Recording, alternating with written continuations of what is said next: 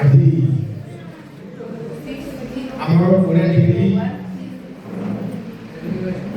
মহাবিদ্যালয়ে self defence programme বা আত্মসুরক্ষা শিবির কার্যক্রম অনুষ্ঠিত ହେଉଛି। ଏହା ଆମ ରାଜ୍ୟ ସରକାରଙ୍କର ଏକ ବଳିଷ୍ଠ ଉଦ୍ୟମ।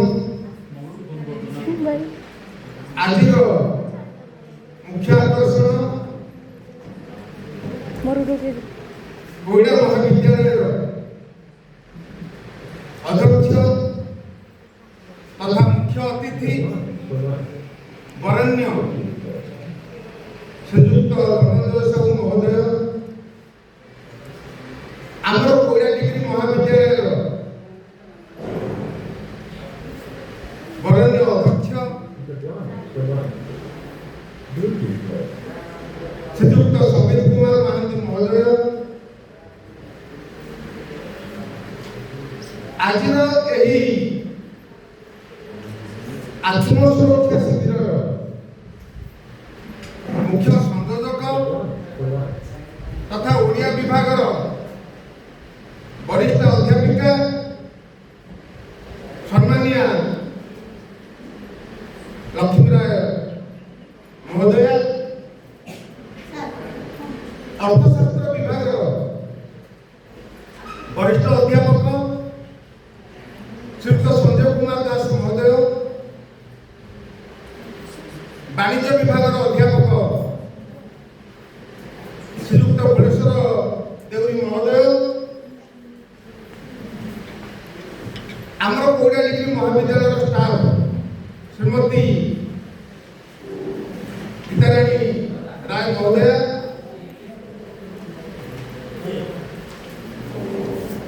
ଆମ କୋଇଡ଼ା ଡିଗ୍ରୀ ମହାବିଦ୍ୟାଳୟର ପୂର୍ବତନ ଛାତ୍ରୀ ତଥା ଆଜିର ଏହି ସେଲ୍ଫ ଡିଫେନ୍ସର ଆଲୁମିନି,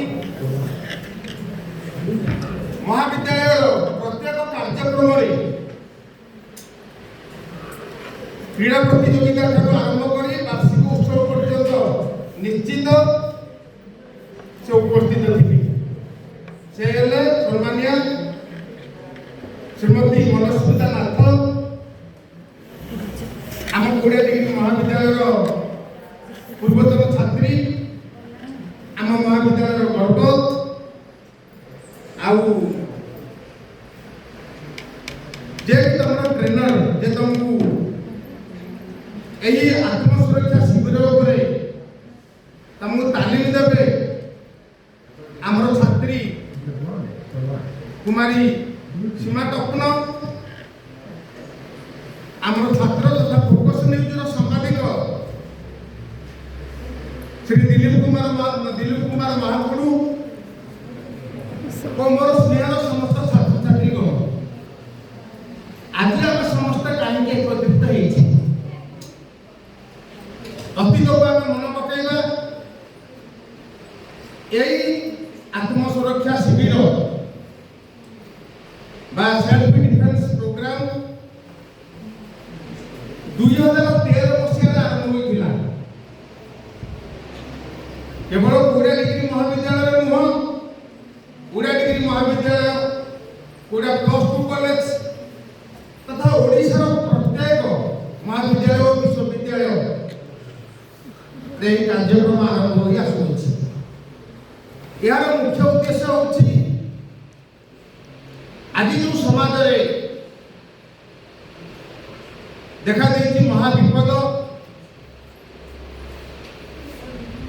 ଯଥାର୍ଥରେ କୁହାଯାଇଛି ନାରୀ ନ ଅଡ଼ି, ଅଡ଼ି ମାନେ ଶତ୍ରୁ ନ ମାନେ ନାହିଁ, ନାରୀ କାହାର ଶତ୍ରୁ ନୁହଁ, ସେ ହିଁ ଜନନୀ, ସେ ସର୍ବସ୍ୱ ସହା, ସେ ସର୍ବଶକ୍ତିର ଆଧାର। এই নিকটরে মধ্য মহিলা দিবস, আন্তর্জাতিক মহিলা দিবস অনুষ্ঠিত হয়েছিল। কেবল ভারতের নুহ, বিশ্বর প্রত্যেক কোণ অনুকোণে উদ্দেশ্য ছিল মহিলা সশক্তিকরণ। সেমানে নাচ অধিকার পাআন্তু, সেমানে সমাজের পুরুষ ভଳି বঞ্চন্তু, রাজনৈতিক অর্থনৈতিক সামাজিক অধিকার বঞ্চিত ନ ହୁଅନ୍ତୁ।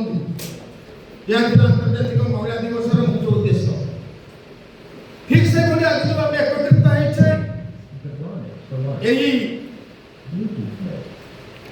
ଆତ୍ମସୁରକ୍ଷା ଶିବିର ଦିବସରେ ଆଜି ସମସ୍ତଙ୍କ ପାଇଁ ଏକ ଆତ୍ମସୁରକ୍ଷାର ଦିବସ କହିଲେ ଅତ୍ୟୁକ୍ତି ହେବ ନାହିଁ। ଏହା ନିଶ୍ଚିତ ସମସ୍ତେ ଶିଖିବା ଜରୁରୀ। ଆମେ ଇତିହାସକୁ ଯଦି ରୋମନ୍ଥନ କରିବା, এই নারীମାନେ ହିଁ ଦେଶ ରକ୍ଷାର ମୁଖ୍ୟ ସାରଥୀ ଥିଲେ। ଯେତେବେଳେ ଆକ୍ରମଣ କରିଥିଲେ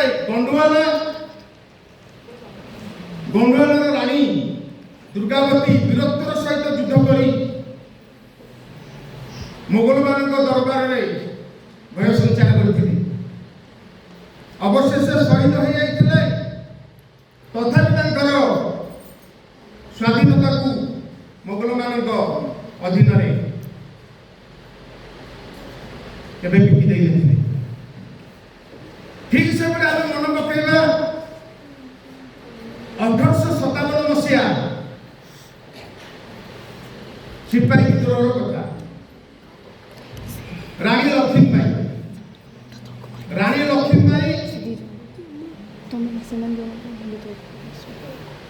was a fearless, brave queen of Jhansi who fought against the British. Nowadays, we always remember to her sacrifice and dedication. ଆମେ ନିଶ୍ଚିତ ଭାବରେ ତାଙ୍କର ତ୍ୟାଗକୁ ମନେ ପକାଇବା। ଆମେ ନିଶ୍ଚିତ ଭାବରେ ତାଙ୍କର ବୀରତ୍ୱକୁ ମନେ ପକାଇବା। ଆମେ ନିଶ୍ଚିତ ଭାବରେ ତାଙ୍କର ସର୍ବସ୍ୱ ତ୍ୟାଗକୁ ମନେ ପକାଇବା। ଆଜି ଯେଉଁ ଘୋର ବିପଦ ମାଡ଼ି ଆସିଛି, ଅତୀତରେ ମଧ୍ୟ ମହାଭାରତ ଯୁଗରେ, ରାମାୟଣ ଯୁଗରେ,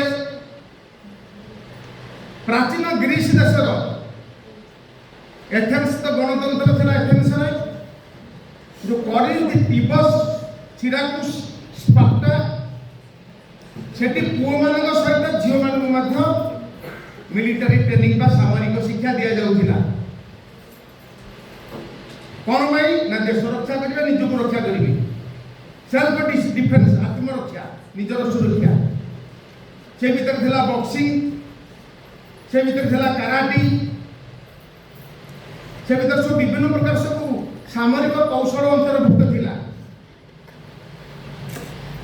ଆମର ଅଧ୍ୟକ୍ଷ ମହୋଦୟଙ୍କର ନିର୍ଦ୍ଦେଶ, ସଂକ୍ଷିପ୍ତ ଭାଷଣ, କାରଣ ଏହା ଆମର କୌଣସି କ୍ରୀଡ଼ା ଉତ୍ସବ ନୁହଁ କିମ୍ବା ବାର୍ଷିକ ଉତ୍ସବ ନୁହଁ। ଆକୁ ସଂକ୍ଷିପ୍ତରେ ସାରିବାକୁ ପଡ଼ିବ। ଆମର ମୁଖ୍ୟ ଅତିଥି ମହୋଦୟ ଅଛନ୍ତି, ଯେ ଆଜିର ମୁଖ୍ୟ ଆକର୍ଷଣ, ତଥା ଆମର ସମସ୍ତ ଅଧ୍ୟାପକ, ଆମର ଆଲୁମିନି ସେମାନେ ସମସ୍ତ ଅଛନ୍ତି, କିଛି କିଛି କହିବେ। ତେଣୁ ସମସ୍ତଙ୍କୁ ମୁଁ ନିର୍ଦ୍ଦେଶ ଦେଉଛି, ଅନୁରୋଧ କରୁଛି, ଆମର ଛାତ୍ରୀ ସୀମା ଟପୁନ ଯୋଉଟା ମୁଁ ସବୁ ସାମରିକ ଶିକ୍ଷା ବା ସେଲ୍ଫ ଡିଫେନ୍ସ ଉପରେ ତାଲିମ ଦେବି, ତାକୁ ସମସ୍ତେ ଗ୍ରହଣ କରିବ। ହଁ ହଉଛି ତ ଆମେ ପଢ଼େଇବୁ, ସେ ତାର ସେ ଚାଲିଥାଉ। ଦେଖିଲା ଆସି 15-20ଟା ପିଲା ଥିବେ, ଆଉ ବାକି ସମସ୍ତେ ପଢ଼େଇଥିବେ। ସେ ମୂର୍ତ୍ତି ରଖିବୁ ନାହିଁ। ଆଜି ବି ଆମର ଅଧ୍ୟକ୍ଷ ମହୋଦୟଙ୍କର ବଳିଷ୍ଠ ଉଦ୍ୟମ, ସନ୍ଦଚିକା ମହୋଦୟଙ୍କର ବଳିଷ୍ଠ ଉଦ୍ୟମ, ସମସ୍ତ ଅଧ୍ୟାପକ ଆମେ ଏକତ୍ରିତ ହେଇଛୁ, ମାନ୍ୟଗଣ୍ୟ ବ୍ୟକ୍ତିମାନେ ଉପସ୍ଥିତ ହେଇଛନ୍ତି। ତାକୁ ଆମେ ସାକାର କରିବା, ତାକୁ ଆମେ ନିଶ୍ଚିତ ସାକାର କରିବା। ଯଦି ତମ ପ୍ରତି କୌଣସି ବିପଦ ଆସେ, ଏହି ଆତ୍ମସୁରକ୍ଷା ମାଧ୍ୟମରେ ତମେ ନିଜକୁ ରକ୍ଷା କରିବ। ଆମେ ସାର୍ମାନେ ଏଇନେ କଥାବାର୍ତ୍ତା ହେଉଥିଲୁ, ବସିଥିଲୁ ଅଫିସରେ। ଜ୍ୟୋତିବା ଫୁଲେ, ଯେ କି ଯେତେବେଳେ ଇଂରେଜମାନେ ଆମକୁ ଶାସନ କରୁଥିଲେ, ସେ ସମାଜରୁ କେମିତି କୁସଂସ୍କାର, ଅନ୍ଧବିଶ୍ୱାସ ସବୁ ଦୂରୀଭୂତ ହେବ, ସେଥିପାଇଁ ଉଦ୍ୟମ କରୁଥିଲେ। ସେଥିପାଇଁ ରକ୍ଷଣଶୀଳ ପରିବାରମାନେ ତାଙ୍କର ମହତ୍ ଉଦ୍ଦେଶ୍ୟକୁ ବୁଝିପାରିନଥିଲେ। ତାଙ୍କର ପତ୍ନୀ भाविले जे कि समस्त छात्री मानक शिक्षा देते महिला झील मान एकत्रित करते गाँ गाँ बुली टिकी टिकी झील मान आनी पाठ पढ़ाऊले टेका पथर माड़ होता लोक मैंने घृणा करते नारी शिक्षा को प्राधान्य दिया नारी स्वाधीनता रहा कारण से एक तमसाच्छन्न अंधकार तमसाच्छन्न भितर आम बुड़ी रही इंग्रेज मैंने आमको शासन करुले रक्षणशील चिंताधारा समस्त झील मान नारी मान स्वाधीनता को विक्षिप्त कर परिप्रेक्षी आस्ते आस्ते आम देश स्वाधीन होगा समस्त वरिष्ठ उद्यम महात्मा गांधी कहतु कि ज्योतिबा फुले कहतु पंडित जवाहरलाल नेहरू कहतु समस्त नारी शिक्षा नारी समाज उन्नति से उद्यम करते देश स्वाधीन हम सहित नारी मैंने शिक्षा लाभ करें समाज पुओ सहित समान अधिकार पाइपर यहाँ से मुख्य उद्देश्य Mahatma Gandhi directive principles of state policy राष्ट्र निर्देशक मूलक नीति रे गांधीवाद से वर्णना कर गोसंपद को आम रक्षा करवा नारी शिक्षा को प्राधान्य देवा समस्त कन्या आमर कन्या आमर झील तुल्य तांकर शिक्षार अग्रगति आम उद्यम करवा आज मोर मन पड़े जातिर पिता महात्मा गांधी जे समग्र विश्व सुविदित सर्वपूजित तेणु आज आम शपथ नवा तुम मान कौन बाह्य आक्रमण आसे समाजर